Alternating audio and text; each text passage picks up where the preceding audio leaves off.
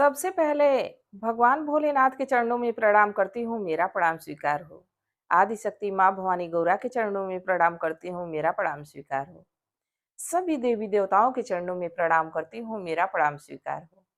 आप सभी गुरु भाई, गुरु बहनों के चरणों में प्रणाम करती हूँ, मेरा प्रणाम स्वीकार हो। गुरु भाई, गुरु बहनों, आप लोगों के साथ से, आप लोगों के सपोर्ट से महादेव की कथा और शिव शिष्यों तक पहुंचती है।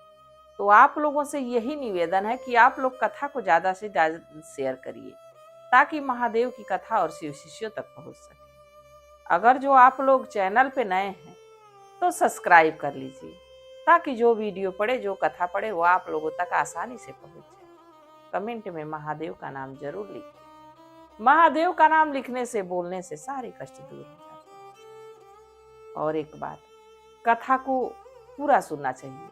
आधा अधूरा सुनने पे एक तो कोई ज्ञान नहीं प्राप्त होगा और दूसरा महादेव का अपमान है। और देखिए गुरु भाई, गुरु बहनों, दुख और सुख, ये दोनों हमारे जीवन के ऐसे पहलू हैं कि सब पे आता है, यहां तक कि भगवान पे भी आता है। दुख से क्या घबराना है। दुख तो हम तो समझते हैं कि दुख सबसे बढ़िया है कि जिसमें हमको प्रभु की याद तो बनी रहती है, याद तो आती रहती है। सुख से ज्यादा आनंददायक दुख होता है जिसमें भगवान का नाम होता है। सुख में तो व्यक्ति, मनुष्य आतुर हो जाता है कि भगवान को भी भूल जाता है। बाकी हर समय भगवान को याद रखना चाहिए। देखिए, सुख से घबराना नहीं चाहिए, दुख से घबराना नहीं चाहिए और सुख में भगवान को भूलना नहीं चाहिए।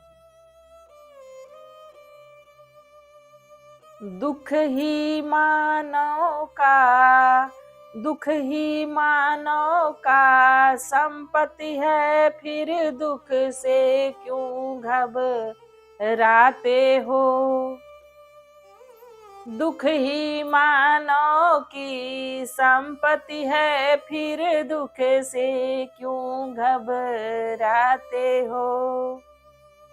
दुख जाएगा तो सुख आएगा, सुख जाएगा दुख आएगा। ऐसा नहीं है कि सुख ही बना रहे और ऐसा नहीं है कि दुख ही बना रहे। दोनों हमारे जीवन में चलना चाहिए, जैसे दिन और रात, जैसे ठंडी और गर्मी। देखिए, प्रकृति से ही सीखना चाहिए। साल में कैसे कैसे मौसम आते हैं, कैसे कैसे बदलता है समय। अगर जो ऐसा नहीं होता तो ये जो शरीर है, ये जो पंच तत्वों से शरीर बनी हुई है, ये भी किसी काम की नहीं रहती। सिर्फ ठंड रहती तो भी किसी काम की नहीं रहती, सिर्फ गर्मी रहती तो भी किसी काम की नहीं रहती, सिर्फ बारिश रहती तो भी पृथ्वी पे सत्यानाश हो जाता। तो जैसे प्रकृति समय समय पे दुख में, परेशानी में, कष्ट में जीवन जीती। पतझड़ तो वृक्षों पे भी आते हैं, उन पे भी कष्ट आते हैं। बाकी क्या, पेड़ पतझड़ के समय गिर तो नहीं जाते हैं, वो भी तेज हवाओं के झोंके को सहते हैं, धूप को सहते हैं, फिर हरियाली आती ही आती है। तो देखिए गुरु भाई, गुरु बहनों, दुख से नहीं घबराना चाहिए। एक बड़ा ही सरल व्यक्ति, बड़ा ही सज्जन व्यक्ति एक दिन भगवान के दरबार पे गया। भगवान से जानते हैं क्या मांगा? हे प्रभु, हमको आपसे कुछ नहीं चाहिए, दुख ही चाहिए। महादेव सोचे, पागल तो नहीं है, ये कैसा हमारा भक्त है। सुख सब लोग मांगता है, सब लोग कोठा अटारी गाड़ी बंगला सब कुछ मांगता है, और ये आगे कह रहा कि हमको दुख ही चाहिए। महादेव तत्काल वहां प्रकट हो गए। पूछे कि सारे तो यहाँ आते हैं, कोई बेटी मांगता है, कोई बेटा मांगता है, कोई गाड़ी मांगता है, कोई बंगला मांगता है, कोई नौकरी मांगता है, सबके तरह तरह के मन्नत रहती है, सब तरह तरह की चीजें मांगते हैं। और तुम आए कि दुख मांग रहे हो। तो भक्त जानते हैं भगवान से क्या कहा? हाँ भगवान, हमको तो दुख ही चाहिए। अगर जो दुख नहीं मांगता तो आपके दर्शन कैसे होते? दुख नहीं मांगता तो आपके दर्शन कैसे होते? तो इसलिए हमको तो सुख से ज्यादा दुख ही में आनंद है, जिसमें आपका भाव बना रहता है, जिसमें आपके दर्शन होंगे, जिससे मैं अपने आप को आनंदित समझूंगा, तो हमको दुख ही चाहिए। तो जब भगवान से हम दुख मांगेंगे तो क्या प्रभु अपने भक्तों पे कष्ट देंगे, अपने भक्तों को कष्ट में डालेंगे? ऐसा नहीं है। तो गुरु भाई गुरु बहनों, दुख से नहीं घबराना चाहिए। देखिए, एक परिवार की मैं कथा सुना रही हूँ, कथा को अंत तक सुनिएगा। कथा बड़ी ही आनंददायक है, बड़ा ही वियोग है। एक माँ बेटे एक गांव में रहते थे, उनके पति नहीं थे।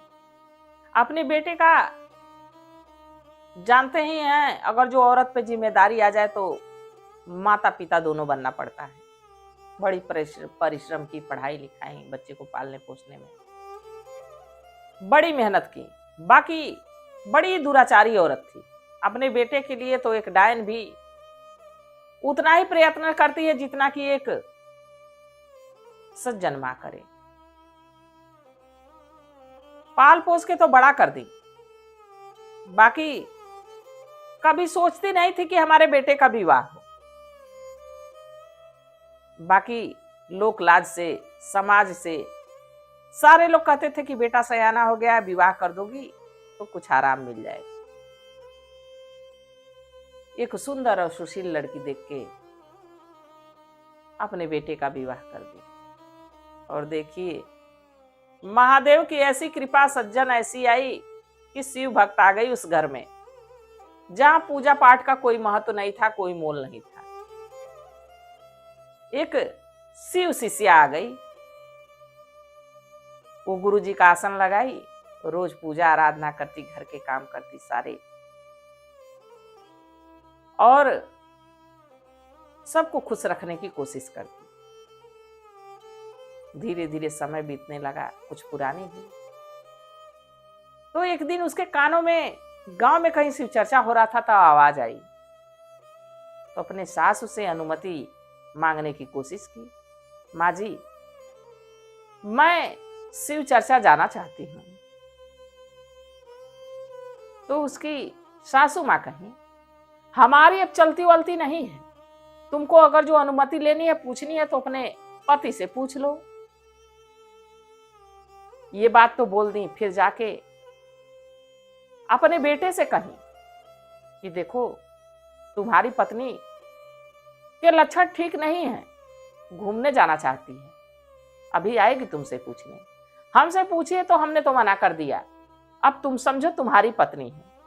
और किसी की भी माँ अगर जो ऐसे शब्दों में अपने बेटे से कुछ कहना चाहेगी, तो सारे बेटे पहले माँ की ही बात को सुनेंगे, और सुनना भी चाहिए। ऐसा नहीं है कि माँ की बात को नहीं सुनना चाहिए, सुनना चाहिए, पर वही बात सुननी चाहिए जिससे परिवार खराब ना हो, परिवार चल सके। माँ तो माँ होती है, माँ की जगह कोई नहीं ले सकता है। माँ की उपमा तो शास्त्रों में ऐसे ऐसे जगह पे ऐसी ऐसी दी गई है कि माँ का वर्णन किसी भी सृष्टि पे किसी भी चीज से नहीं की जा सकती। माँ की जगह वहां है। पर कहीं कहीं माँ ही गृहस्थी तोड़ने का कारण भी बन जाती है। पुत्र मोह में, धन मोह में, जो उनको अच्छा लगे वही करती। अब थोड़ी देर के बाद बिचारी शिव शिष्या अपने पतिदेव के पास पहुंची। कही, आप हमको अनुमति दे देते तो हम शिव चर्चा चले जाते। तो जानते हैं उनके पति क्या कहे? चुपचाप घर में रहो, नहीं तो हाथ पैर सब तोड़ के घर में बिठा दूंगा। बिचारी शिव शिष्या सोची, जाने दो, जब हमारे पति को नहीं मंजूर है, नहीं वो जाने देना चाहते, तो गुरु की आराधना तो हम घर में से भी कर सकते हैं। और उसी चर्चा में नहीं गई। वो घर ही में महादेव की पूजा आराधना करती थी, नमः शिवाय का जाप करती थी रोज सुबह सुबह उठ के। ये बात उसकी सास देखती थी। एक दिन अपने बेटे को चढ़ाने लगी, देखो इसके लक्षण ठीक नहीं है, डायन है, कुछ टोना टोटका करती है, इसको छोड़ देना चाहिए, तुम्हारा दूसरा विवाह कर देंगे, और इसको छोड़ने के लिए तुमको इससे दूर जाना पड़ेगा। तो लड़का सा कहा कि ठीक है माँ, जैसा तुम कहो। अब उसकी माँ क्या की कि जितना जेवर गहना था बहू का सब समेटी और अपने लड़के को दे दी, लो कमाना धमाना, और अगर जो कुछ दुख परेशानी आए, कुछ कमी हो, तो इसमें से बेच के खाना, पर वहां से आना नहीं जब तक ये घर से चली नहीं जाए। जब ही ये घर से जाएगी मैं पत्र लिखूंगी, तब तुम घर आना। लड़के को भेज दी बाहर। लड़का चला गया। अब सास बहू को बहुत सताने लगी, ना ढंग से पूजा पाठ करने देती, हमेशा मारती पीटती। धीरे धीरे धीरे धीरे देखिए 1 साल बीता, 2 साल बीता, 3 साल बीता। अब ऐसे करते करते 12 वर्ष बीत गया और वो बेचारी पति के इंतजार में बैठी रही, जाती नहीं। धीरे धीरे धीरे धीरे जब 12 वर्ष बीत गया तो एक दिन उसकी सास कही कि तुम निकल के घर से चली क्यों नहीं जाती? अब घर गृहस्थी का कैसे खर्च चलेगा? तुम्हारे वजह से हमारा बेटा घर छोड़ के चला गया, तुम कोई काम काज क्यों नहीं करती? खाओगी क्या, खिलाओगी क्या हमको? तो जानते हैं बहू शिव शिष्या थी, बड़ी ही चतुर और चालाक भी थी। कही माँ जी मैं सोच रही हूं दही बेचूं। बोली मैं सोच रही हूं कि दही बेचूं।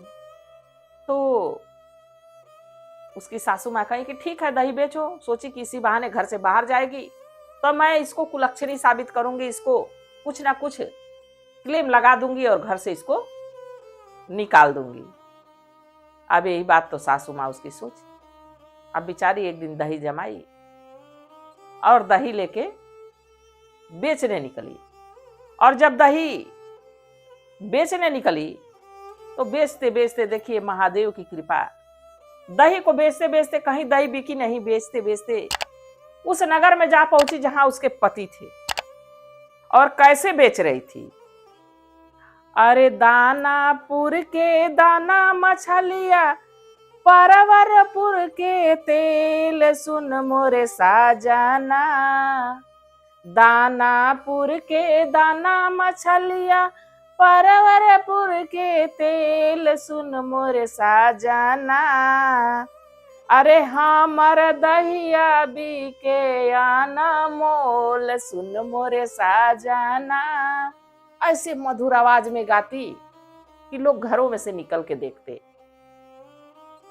कुछ औरतें आई उसकी मधुर आवाज को सुन के, अरे तुम्हारी आवाज इतनी मीठी है तो तुम्हारी दही कितनी मीठी होगी। ये बताओ दही किस चीज से दे रही हो? पैसे से, अनाज से, किस चीज से दे रही हो? तो जानते हैं क्या कही? वो 12 वर्षों से पति वियोग में पागल हो चुकी थी, अपने पति की खोज कर रही थी। तो क्या कही कि सोना से ना चांदी से, सोना से ना चांदी से हमार दहिया बिके, सोना से ना चांदी से हमार दहिया बिके मर्दाना से। जब ये बात अपने सखी वो सारे ग्राहकों से कही तो औरतें जो थी, औरतों को अगर जो कोई ऐसी बात कहे कि तुम्हारे पति के बदले हम ले जाएंगे ये दही, ये सामान देंगे, तो कोई औरत तैयार नहीं होगी। भारतीय नारी कोई नहीं तैयार। तो सारे लोग कहने लगे अरे जाओ जाओ, ये तो कुछ रुपए पैसे से दे नहीं रहे, इसकी दही कौन लेगा, ये मर्दाना ही लेके चली जाएगी। और देखिए संयोग से महादेव की कृपा की उसका पति भी छत पे था। उसी नगर में एक छत पे खड़ा हुआ था, वो भी उसकी मधुर आवाज को सुन रहा था, वो भी नीचे आया। कहा, ये बताओ दही कैसे है, किस चीज से दे रही हो? तो कही, ना सोना से ना चांदी से, हमार दहिया बिके मर्दाना से। वो कहा कि चलो मैं भी तो अकेले हूं, 12 वर्ष बीत चुके थे, ये तो पति वियोग में रूप रंग बिल्कुल बदल चुका था, अपने पत्नी को पहचान नहीं सका। बाकी पत्नी तो पति को पहचान गई। तो कहा, देखो हम तुमको अपने साथ रख लेंगे, हम तुम्हारे साथ चलने के लिए तैयार हैं। तो कही, ठीक है, पहले आज दही ले लीजिए, फिर कल दही लेके आऊंगी तो आप हमारे साथ चलिएगा। अब पूरी दही अपने पति को दे दी और वहां से घर चली गई। उसकी सास पूछी कि अरे रुपए पैसे लाई हो, दही बेच के आई हो? तो कही, माँ जी मैं आज दही उधार में देके आई हूं, कल सूद समेत पैसा लेके आऊंगी। तो बड़ा खुश हुई सास उसकी कि चलो पैसा तो लेके आएगी, वो भी सूद के साथ में लेके आएगी। अब फिर अगले दिन दही जमाई और फिर लेके निकली, और फिर वही मधुर आवाज, अरे दानापुर के दाना मछलिया, परवरपुर के तेल, सुन मोरे साजना, सुन मोरे साजना, हमर दहिया बिके अनमोल, सुन मोरे साजना। अब इस शब्द को सुन के आप लोग भी सोच रहे होंगे, जब कोई भी सामान बेचने अगर जो गली में आ जाता है, मोहल्ले में आ जाता है, और कुछ शब्द ऐसे बोलते हैं कि उसको देखने के लिए व्यक्ति घर से बाहर निकल जाते हैं, या सामान लेना हो या ना लेना। अब औरतें बाहर आती तो भाई कहीं ये तो जादूगरनी है, तो टोना टोटका करती है, मर्दों को लेके चली जाएगी, औरतें तो घर में चली गई। अब फिर उसका आदमी आया, उसका पति आया, कहा मैं चलूंगा तुम्हारे साथ। सोचा कि पत्नी तो इतने दिन में कहीं चली गई होगी, माँ ने तो आज तक पत्र ही नहीं लिखा, चलो अब इसी के साथ रहता हूं, इसके घर। देखिए भगवान कैसे उसकी मति को बदले, कैसे फेर दिए। अब उसके साथ हो लिया दही वाली के। अब वो दही लेके अपने पति को लेके घर पहुंची। उसकी सास पूछी कि आज दही लेके चली आई हो, पैसा भी नहीं लाई, क्या बात है? तो कही कि सूद के समेत लेके आई हूं, दरवाजे पे है। सासू माँ दौड़ी दौड़ी गई कि लग रहा है कि ज्यादा कुछ धन है। दौड़ी गई तो अपने बेटे को देख के चकरा गई कि ये तो बेटे को पता नहीं कहां से पकड़ लाई। जब बेटा देखा अपनी माँ को तो कहा, माँ तुम यहाँ, ये तो मेरा ही घर है। तो उसकी माँ कही कि हाँ बेटा, तुम्हारी पत्नी को कितना मैं दूर करना चाहिए, बाकी तो बड़ी जादूगरनी है, तुमको खोज लाई। उसका बेटा कहा, माँ अब मैं इससे अलग नहीं रह सकता हूं, इसके बिना नहीं रह सकता हूं। तुमने आज तक बहुत दूर किया। देखिए कोई कोई औरतें घर को बसाना चाहती हैं, अपने बेटे बहू को साथ रखना चाहती हैं, पर कोई कोई महिलाएं ऐसी हैं कि चाहती ही नहीं है कि हमारे बेटे बहू साथ रहें। कुछ ना कुछ अड़चन लगाए रहेंगी, कुछ ना कुछ परेशानी लगाए रहेंगी, जिससे दोनों में विवाद होता रहे। औरतें चाहें तो घर बना दें, औरतें चाहें तो घर को बिगाड़ दें। तो महादेव की कृपा हुई, 12 सालों के बाद, 12 सालों के वियोग के बाद पति से मुलाकात हो ही गई, और पति का मत ऐसा बदला कि अपने पत्नी के साथ वो भी महादेव में लीन हो गया। तो देखिए गुरु भाई गुरु बहनों, दुख आता है, दुख से घबराना नहीं चाहिए, उसके बाद जो सुख आता है उसका आनंद ही कुछ और होता है। अब 12 सालों का वियोग था, पर पति मिला तो ढेर सारे प्यार और दुलार के साथ। तो थोड़ा सा कष्ट तो था, थोड़ी परेशानी तो थी, पर शिव शिष्या धैर्य से कामली महादेव पे विश्वास की, भरोसा की, तो महादेव भी कब तक उसके पति को उससे दूर रखते। तो गुरु भाई गुरु बहनों, कभी दुख से घबराना नहीं चाहिए। दुख ही हमारी जीवन की धरोहर है, हमारे जीवन का खजाना है, हमारे जीवन का मानिए तो सर्वस्व दुख ही है। दुख के बाद सुख का आनंद लीजिए। इसके बाद आप जरूर हमको बताइएगा कि दुख के बाद अगर जो सुख आता है तो कितना आनंद आता है। आप लोगों को कथा कैसी लगी जरूर बताइएगा। मैं भी महादेव से प्रार्थना करती हूँ कि हे भोलेनाथ, हे शिव गुरु, जो इस कथा को देख रहा है, सुन रहा है, सब पे अपनी दया दृष्टि बनाए रखिएगा। इसी कामना के साथ हर हर महादेव।